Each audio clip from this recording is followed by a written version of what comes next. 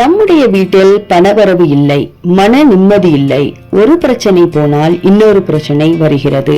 வீண் வம்பு வழக்கு ஏற்படுகிறது.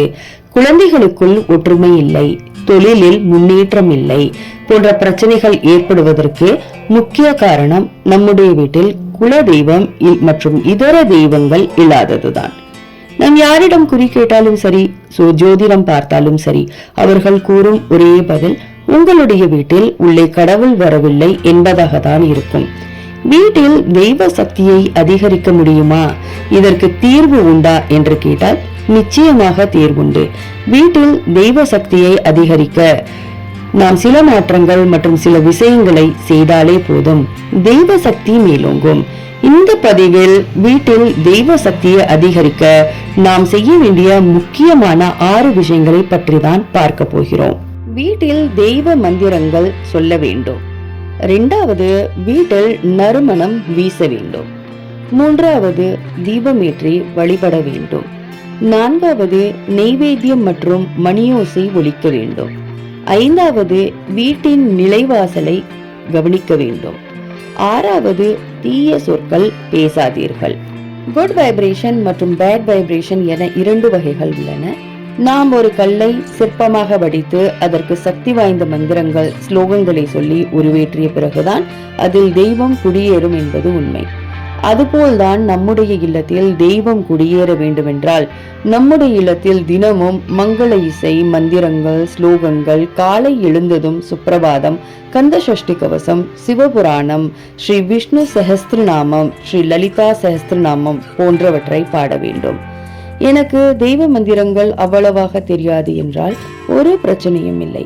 காலை மற்றும் மாலையில் விளக்கேற்றி தெய்வ பாடல்கள் மற்றும் மந்திரங்களை வீட்டில் ஒலிக்க செய்தால் போதும். வீட்டில் குட் வைப்ரேஷன், தெய்வ சக்தி ஏற்படும். ஒருவர் நம்முடைய வீட்டில் வந்தால் அவர்களை முதலில் ஈர்ப்பது நல்ல நறுமணம்தான். அதன் பிறகுதான் வீட்டின் அலங்காரங்கள் மற்றும் பொருள்களை பார்ப்பார்கள். இவ்வளவு ஏன், நம்முடைய வீட்டிற்கு யாராவது விருந்தாளிகள் வந்தால் நாம் வாங்கக்கூடிய முதல் பொருள் ரூம் ஸ்ப்ரே தான். அதுபோலதான் தெய்வம் வீட்டிற்குள் வர வேண்டும் என்றால் நாம் முக்கியமாக செய்ய வேண்டிய ஒன்று, நம்முடைய வீட்டில் தினமும் சாம்பிராணி போட்டு வீட்டை நறுமணமாக வைத்து கொள்ள வேண்டும். சாம்பிராணி பூ புகை தினம் வீடு முழுவதும் காட்டுவதால் எதிர்மறை சக்திகள் அனைத்தும் நீங்கி வீட்டில் மன நிம்மதி கிடைக்கும், தெய்வ சக்தி அதிகரிக்கும். தினமும் விளக்கேற்ற வேண்டுமா என்று கேட்டால் கண்டிப்பாக விளக்கேற்றிதான் ஆக வேண்டும். ஏனென்றால் தினமும் நம் வீட்டில் விளக்கேற்றி வழிபடுகிறோமோ அந்த வீட்டில் மகாலட்சுமி வாசம் செய்வார். தினமும் மாலை 6 மணிக்கு மேல், அதாவது சூரியன் அஸ்தமம் ஆன பின் வாசலில் மண்ணால் செய்யப்பட்ட அகல் விளக்கை கொண்டு தீபமேற்றி வீட்டிற்குள் வெளியேயும் பூஜை அறையிலும் வைத்து வழிபட்டு வந்தால் இறைவன் நம் வீடு தேடி வருவார். வீட்டில் உள்ள ஜன்னல்களை எப்பொழுதும் அடைத்து வைக்காமல் சிறு நேரமாவது திறந்து வைத்து அனைத்து அறையிலும் சூரிய ஒளியை வரவிடுங்கள். அப்படி சூரிய ஒளி உள்ளே புகும் பொழுது துர்தேவதைகள் வராது. என்றால் பெரியதாக யோசிக்க தேவையில்லை. வாழைப்பழம், கற்கண்டு, எச்சில் படாமல் வடித்த சாதம் என எதுவாக வேண்டுமானாலும் இருக்கலாம். அதை வைத்து இறைவனிடம் வழிபட்டு நீர் விலகிய பின்பு மணி ஓசை ஒலிக்க செய்ய வேண்டும். மணியோசை ஒலிக்கும் பொழுது வீட்டில் உள்ள தெய்வ சக்தி அதிகரிக்கும், மன நிம்மதி பிறக்கும். நம்முடைய வீடு செழிப்படைய வேண்டுமென்றால் குலதெய்வத்தின் அனுகிரகம் கிடைக்க வேண்டும்.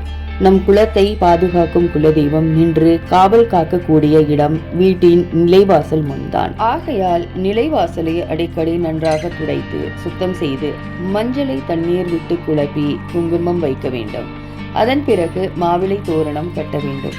பிறகு பூஜை அறையில் ஊதுபத்தி காட்டுவது போல தினமும் நிலை கதவு முன்பும் ஊதுபத்தி, சாம்பிராணி காட்டி வழிபட வேண்டும். அப்படி வழிபடுவது மிகவும் சிறந்தது. நம்முடைய வீட்டில் தெய்வம் குடியேற வேண்டும் என்றால் இவற்றை மட்டும் செய்தால் பத்தாது. நம்முடைய எண்ணங்களும் நம்முடைய மனமும் தூய்மையாக இருக்க வேண்டும். குறிப்பாக வீட்டினுள் தீய சொற்களை பேசாதீர்கள். இவற்றையெல்லாம் பின்பற்றினால் தெய்வம் நம்முடைய வீட்டில் நிச்சயம் வாசம் செய்வார். தெய்வ சக்தியும் வீட்டில் அதிகரிக்கும் என்பதில் எந்த ஒரு ஐயமும் கிடையாது.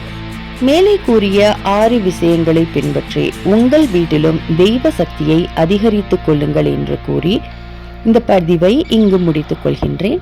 ஜெய் ஸ்ரீ கிருஷ்ணா, ஜெய் மகாலட்சுமி.